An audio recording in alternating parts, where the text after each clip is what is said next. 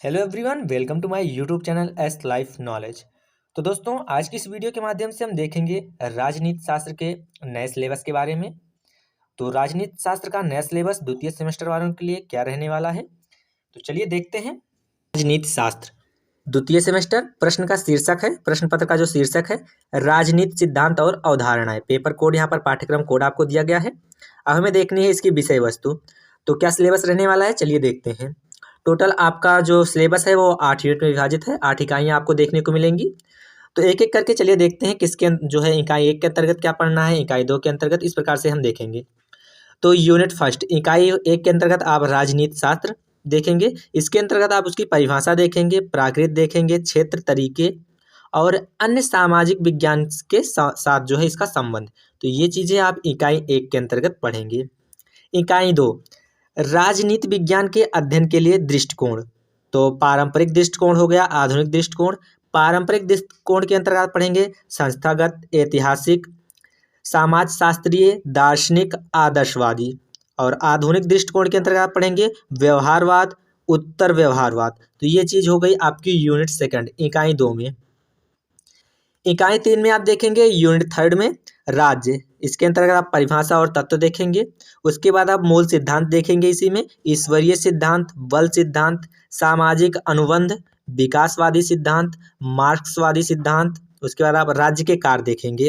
राज्य के कार्य के अंतर्गत आप आदर्शवादी सिद्धांत देखेंगे, उत्तर सिद्धांत देखेंगे, समाजवादी सिद्धांत देखेंगे, उसके बाद कल्याण सिद्धांत देखेंगे। तो ये चीजें आपकी इकाई 3 के अंतर्गत हैं। इकाई 4 में क्या क्या पढ़ना है आपको, तो आप देख लीजिए संप्रभुत्वता। इसके अंतर्गत आप पढ़ेंगे अद्वैतवाद और बहुलवाद। और इसी में आप कानून देखेंगे, कानून की परिभाषा पढ़ेंगे और इसके स्रोतों के वर्गीकरण को देखेंगे। और इसी के अंतर्गत आप दंड की प्रणाली देखेंगे, दंड के सिद्धांत देखेंगे। ठीक, अब यूनिट जो है 5 में हम क्या पढ़ेंगे ये देखिए। तो यूनिट 5 के अंतर्गत आप पढ़ेंगे, थोड़ा इसे ऊपर कर देते हैं।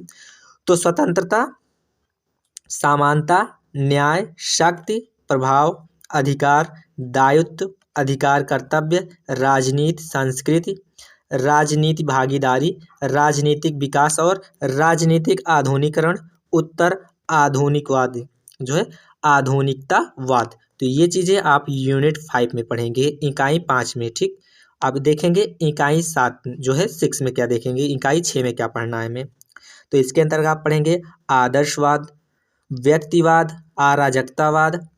उसके बाद आप देखेंगे समाजवाद, पूंजीवाद, साम्राज्यवाद, उपनिवेशवाद, राष्ट्रवाद। तो ये चीज़ें आप इकाई 6 में देखेंगे, 6 में पढ़ना है आपको।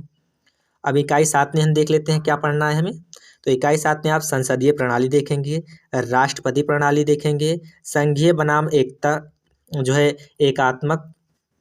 उसके बाद आप राजनीतिक दल देखेंगे, दबाव समूह। ये चीज़ें आप यूनिट 7 के अंतर्गत पढ़ेंगे, इकाई 7 में। उसके बाद आपका लास्ट आ जाता है इकाई 8, यूनिट 8। ठीक, इसके अंतर्गत संविधान पढ़ेंगे, लोकतंत्र पढ़ेंगे।